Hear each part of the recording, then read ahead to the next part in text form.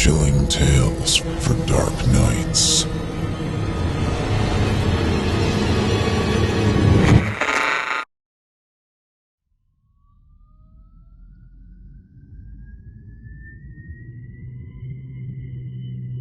Diner.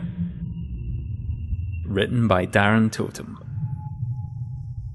Performed by Stuart Curf.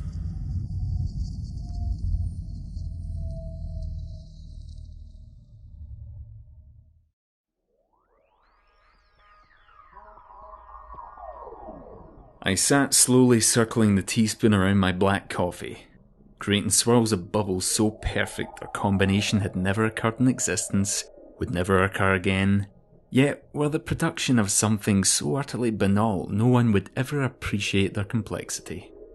This cup was a perfect microcosm of my surroundings. A motorway diner that was somewhere but nowhere. A place where people passed through but never visited. Lives imprinted here for a moment.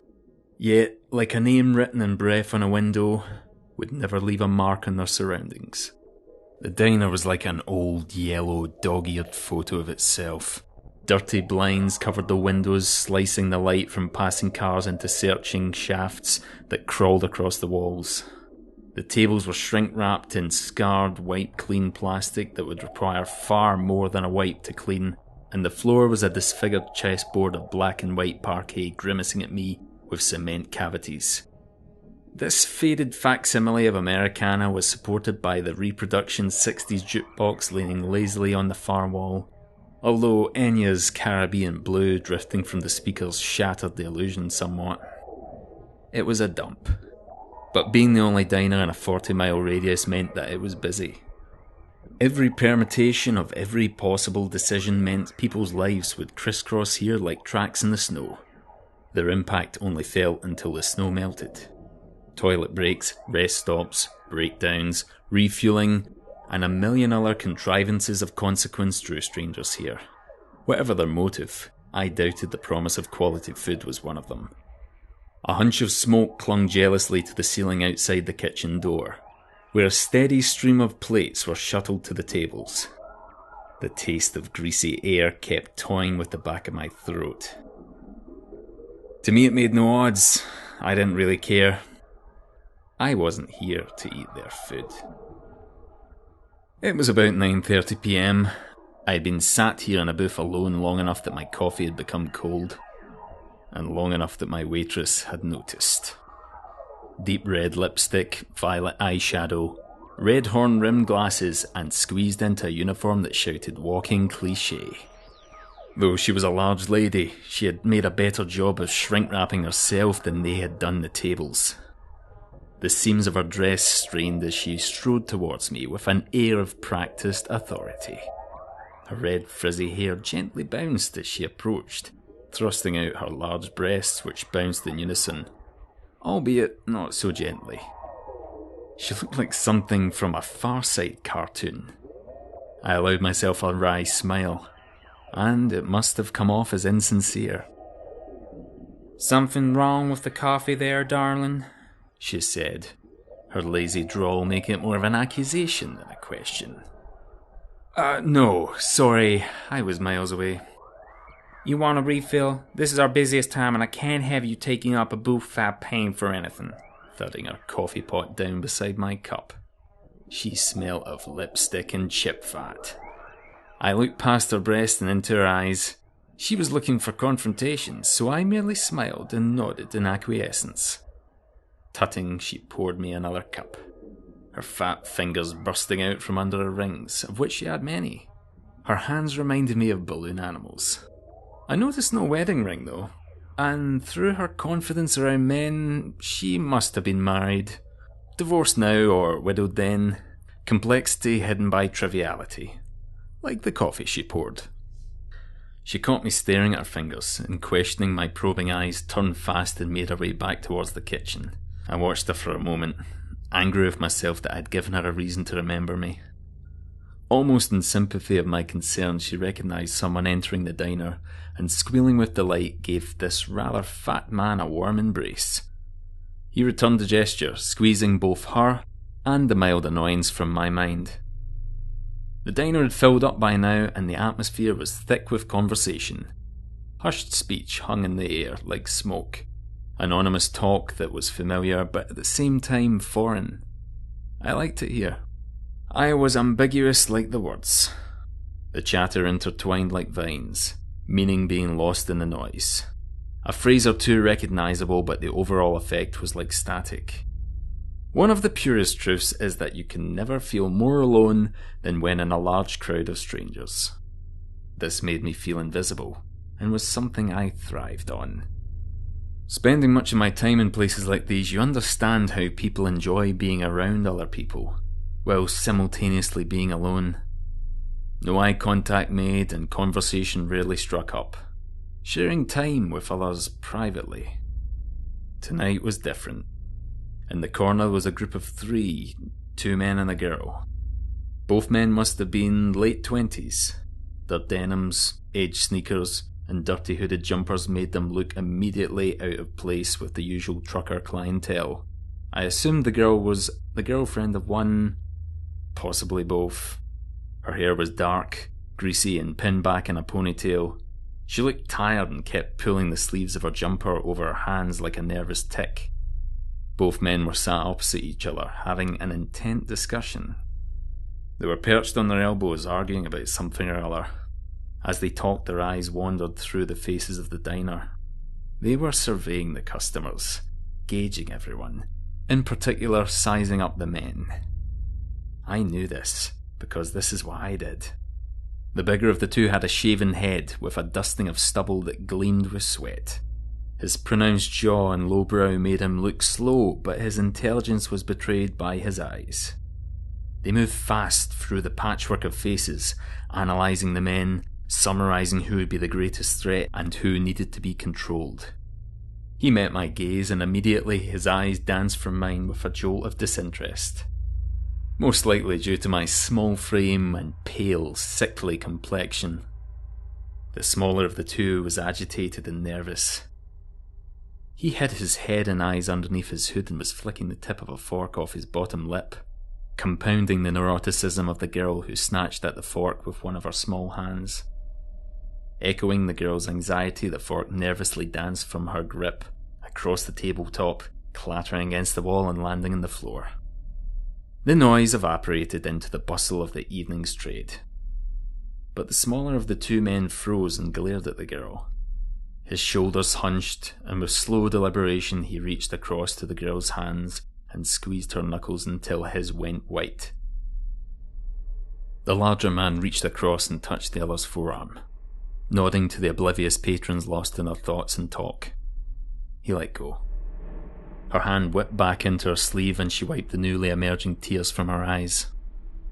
I looked down at my coffee. I hadn't intended to drink the last cup, and I didn't intend to drink this cup. I found the black liquid more soothing to my mind than my body. I loved how the dark circle absorbed all light, casting no reflection as I stared at it. Almost like it was listening to and contemplating my thoughts. As my coffee gazed back, I felt a pang of hunger deep within me rising to the tip of my throat. This helped sharpen my thoughts. It was now at the peak of the evening's trade.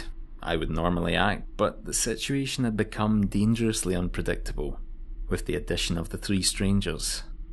We were at opposite ends of a chessboard, but only one side knew they were playing. It hardly seemed fair. The larger of the men reached out and held the girl's hands in his. He spoke softly and deliberately to her for a moment, and pulling a sports bag from under the table, digging through its contents, he handed her something wrapped in a dirty towel. She stood and tentatively made her way towards the entrance, quietly slipping out the front door, careful not to open it wide enough that the bell perched above the frame rang. She'd no doubt stand outside, guarding the entrance and blocking off anyone trying to get out, whilst keeping watch. She was hardly intimidating, so I assumed she'd have a gun on her. No doubt they all would. As I watched her shadow framed by the moonlight steady behind the thin blind of the entrance, I felt the leader's eyes settle on me. Ignoring his gaze, I rubbed my temple, feigning a headache. I didn't want to give him any reason to approach me first. Feeling his eyes leave me, I looked up as he began to climb onto the table. Some other heads followed in mild amusement as he stood to his full height, forcing attention from the bewildered patrons. My waitress propelled herself from behind the counter, firing a volley of expletives, but the words travelled further than she did, freezing mid-stride, her jaw hanging slack in recognition of the object now unveiled in his hands. The entire diner was combined in a moment of silent incomprehension before he raised his sawn-off shotgun and released a blast of buck into the styrofoam ceiling tiles. In the small confines of the diner, the noise was absolutely deafening, and seconds later the ringing in my ears was replaced by a chorus of terrified screams. A tidal wave of human emotion overcame my senses, a harsh, painful noise that made me close my eyes and grit my teeth. Male or female? It's always hard to tell which is which when someone is truly scared. The shot must have gone through a strip light as the remaining lights joined in with the panic, blinking on and off in terror-stricken fear. Dust rained from the demolished ceiling tiles like ashen snow, the malfunctioning bulbs causing a strobe effect, giving the scene the look of a stop-motion nightmare. The lights managed to catch their breath and lit the entire scene in harsh reality, just as the leader brought the butt of his gun down on the head of the waitress's fat friend, who attempted a clumsy run for the kitchen. An exclamation mark of blood sparked from his skull and he collapsed, moaning into a crumpled heap on the vinyl-tiled floor. There was a sharp pause of bewilderment, but then the screams began anew with renewed vigour. The shooter had begun to shout, and as his words took hold of the patron's attention, the screams wilted into sobs, and silence slowly descended across the diner. A heavy grey veil of violent intent had rolled over the room, a veil so heavy it bowed the heads of everyone, forcing their eyes to the floor. If you hadn't already guessed, this is a feckin' robbery. We're just here for the till money, and your bloody money, that's all. We're not here to hurt anyone. I'm sorry about that poor fella, but I had to show you we weren't arsing around. We've done this before and we're bloody good at it. So no heroes, okay? It's just bloody money, and we need it more than you do. He was Irish. Dublin, I guessed. His relaxed brogue seemed to antagonise the intent of his language, but his exaggerated curses caused some to cower even more, as if the words themselves could cause harm. Your man here's gonna come round with a bag. I want your wallets, phones, and car keys. No one talks, just put everything in the feckin' bag. Until he comes around, keep your eyes on the ground and your hands on the table. You don't want to die in this hole now, do you? He let his words hang in the air for a moment, the silence almost as hostile as his words, daring someone to retaliate. There was no reply. He had his captive audience. The smaller of the two pulled his hood back as he approached the first table with an open duffel bag. Seeing him now in the light, he was younger than I first guessed, although it was hard to tell as his face resembled a crushed ball of paper. Complementing his visage was a plaster over a recently broken nose, the redness from the injury radiating out across his cheeks, forming blue and purple tipped wings under both eye sockets. His hairline seemed to be as repulsed by his face as everyone else, and was making a hasty retreat across the top of his skull, leaving a few wispy footprints in its wake. He was a user, barbiturates most likely by the sorry state of his skin, like tissue paper caught in the branches of a winter tree. His flesh clung so closely to his bones that he looked like a bloodless ghost. I visibly flinched at the thought, and this is when he noticed me. You there, get your wallet out now. Irish also, although the accent was further south. It was difficult to pinpoint as the drugs had seemingly ravaged his brain as well as his body. Calm down, John. Do the tables and I'll keep an eye on him. You might want to do what my friend said and get your wallet out there, son. Your man there's a little nervous and I'd rather he didn't make a mess. The leader had climbed from the table and taken position by the till, holding on to my waitress's hair who was on her knees by his feet. She was trembling so much her blouse appeared to be vibrating, and her meticulous makeup had morphed into twin black streams that ran from her eyes into a red bloom around her mouth that was formerly her lipstick. I held up the palm of my left hand as I put my right into my shirt pocket. pulling out $40 and $5 notes, and threw it onto the table surface. The notes extravagantly fanned out as they hit the table, as if to proudly emphasise their lack of value. Is that it? Keys and phone there, son. Come on now, we're not playing around. His sentence was punctuated by a soundtrack of sobs as he pulled on the waitress's hair at each syllable. She pleaded at me through wide, watercolour eyes. I don't have a phone. I don't have a car. I spoke to the leader, but my eyes stayed with the addict. What the feck you looking at? You stupid... He was cut off by a guffaw from his friend. Ha! You're Scottish? No wonder you only had $40 on you tight bastard, you. I'm afraid I'm gonna have to address the obvious white elephant in the room here though, fella. Why would you be at a freeway diner if you didn't have a car now? I don't need a car. I don't use a mobile. Please, son, just give them what they want. We all want to get through this. A whimpering voice drifted over from somewhere to my right. Could have been any one of them. You might want to listen to your man there, Jock. We're in a hurry, you see. I held both my hands in the air and shrugged, while still holding the addict's stare. I gave him a smile. He pushed the bag onto the floor, picked up his shotgun and came towards me. He seemed so weak that he had to rest one hand underneath the barrel to support his weight. I slowly put my hands face down on the table, careful not to break his gaze as he approached me. His exaggerated skill making his facial bruising look like oil and water. Without the gun he would pose no problem. With the gun, much the same. Now John, calm down now. We said we were going to be clean and quick. Will you just get the bag and we'll be done? What you looking at, you manky freak? John stood in front of me, forcing his chest out with every sinew in his being. He clearly thought I was no threat. I held my smile.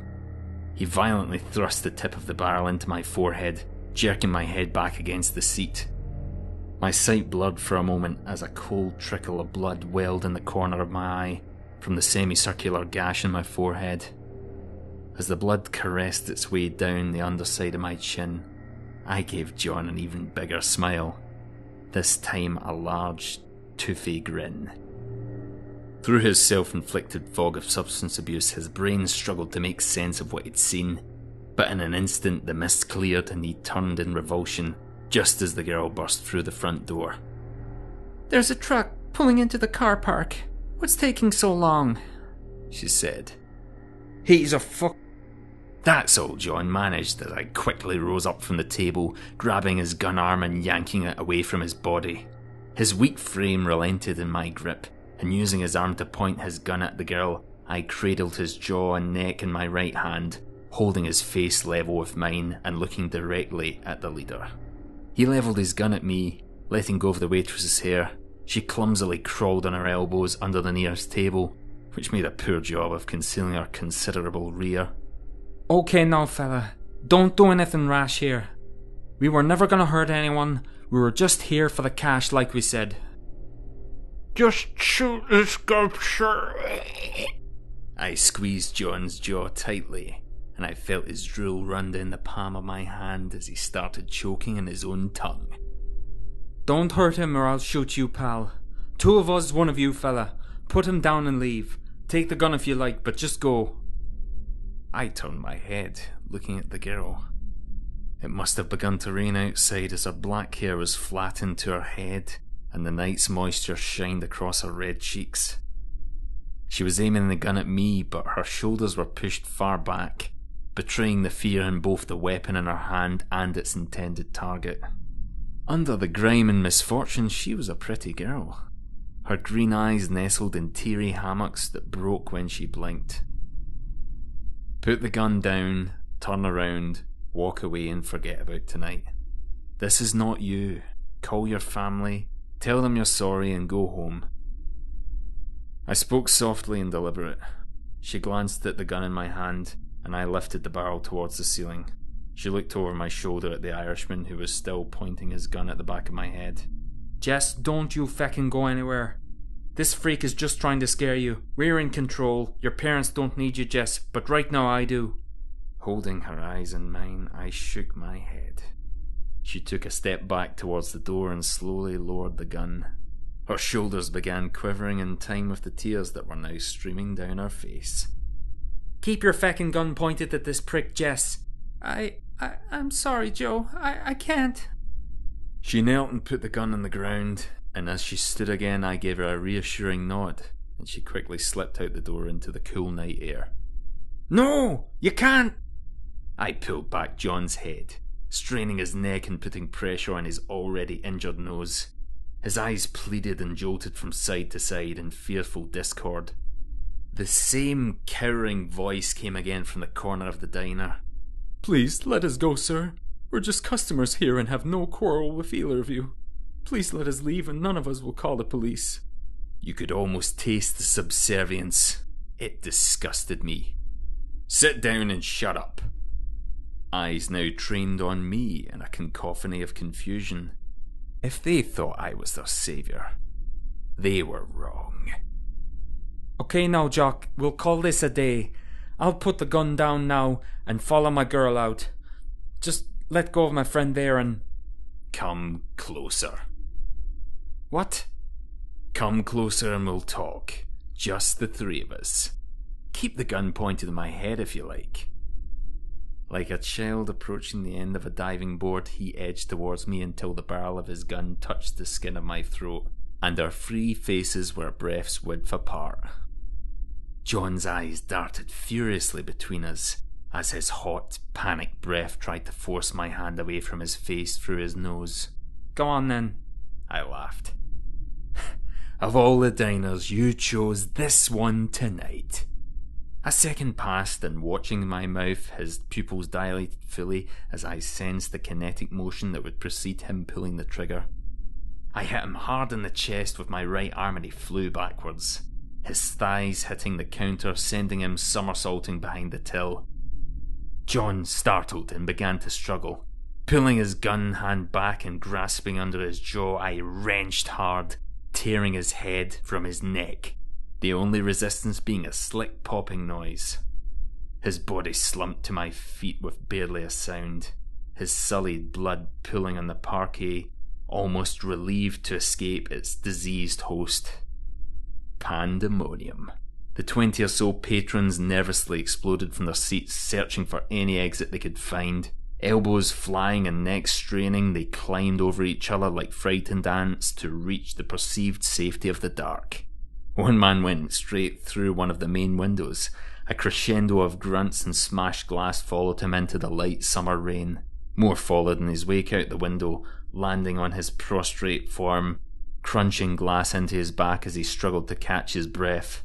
The blinds blown by the breeze swung up towards the ceiling, almost as if they would do anything to stay away from the night, followed by the cool air and the swirling rain. The waitress was on her knees trying to coax her friend from his stupor. He came to, and whilst she tried to lift him, pain caught up with his consciousness and he wailed out in agonised confusion. Her tears had melted her makeup into the mask of a nightmarish mime, and as he focused on her for the first time, he cried out again. I dropped both the gun and John's head, stepping over his legs as she recoiled behind his torso. As I walked on, she quickly scurried out the open door into the screams of the night, leaving her friend mumbling incoherently as I turned my back. I rounded the till and found the Irishman, face down, his left shoulder clearly dislocated, his right arm outstretched to his gun lying just out of grasp. Squatting down beside him, I picked up the gun, checking on the fresh shell in the chamber. Attention on the weapon, he shook his head from side to side, as tears fled from his eyes in absolute terror. Please don't hurt me. I'm sorry. I won't ever. Don't apologise. I admire you. You take what you want, just as God. No, just as nature intended. Just as I do. I grabbed him by the throat and lifted him up against the thin wall, looking directly into his eyes. The injured trucker had regained his senses and was wailing as he slipped drunkenly about on the tar-like blood that had streamed from the headless corpse at his feet. Still holding the Irishman's throat, I aimed the shotgun at the trucker's head and pulled the trigger, removing his face in a cloud of red mist. His body collapsed to the floor, limbs twitching and jerking independently of his control, oblivious to the fate of their host brain. The Irishman writhed and strained in revulsion at the scene. He'd obviously never seen what appliance of his threats could do, and it was unlikely he'd appreciate the irony of his present situation. What are you? An invitation of blood had spilled down his face from a deep gouge above his right eye, and I could feel the steady anticipation rise in my body.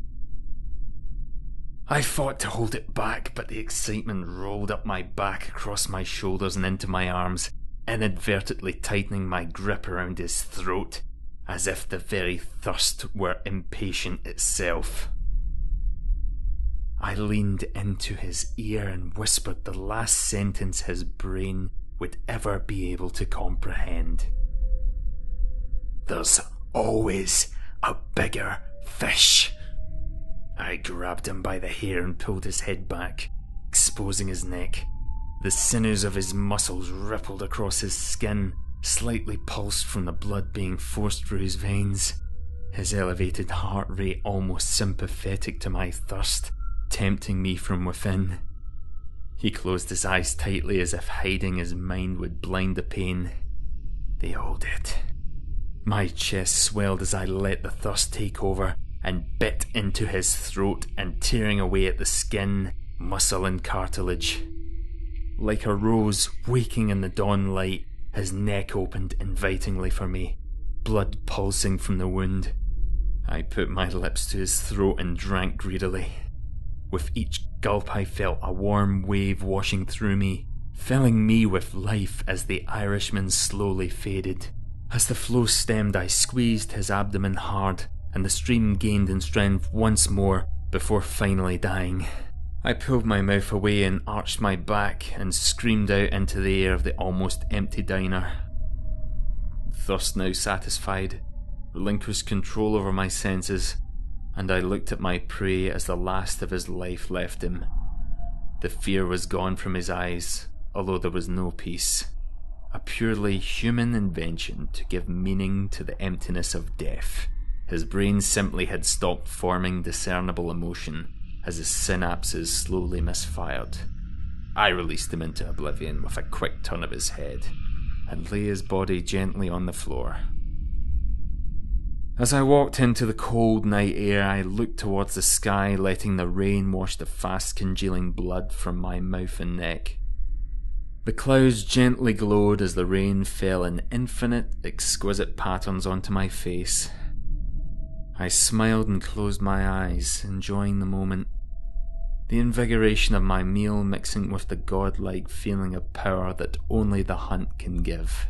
As the rain intensified into hard, unforgiving sheets, I looked across the parking lot, and the remains of the patrons who had left the diner in such haste moments earlier. Heads, arms, viscera. A result of a feeding frenzy. The teeming rain mixed with the steam rising from the still warm blood painted like a carpet across the lot. The younger ones had no control. Their hunger was driven by pure, ancient instinct. That's why I kept them outside, in the shadows, until the time was right.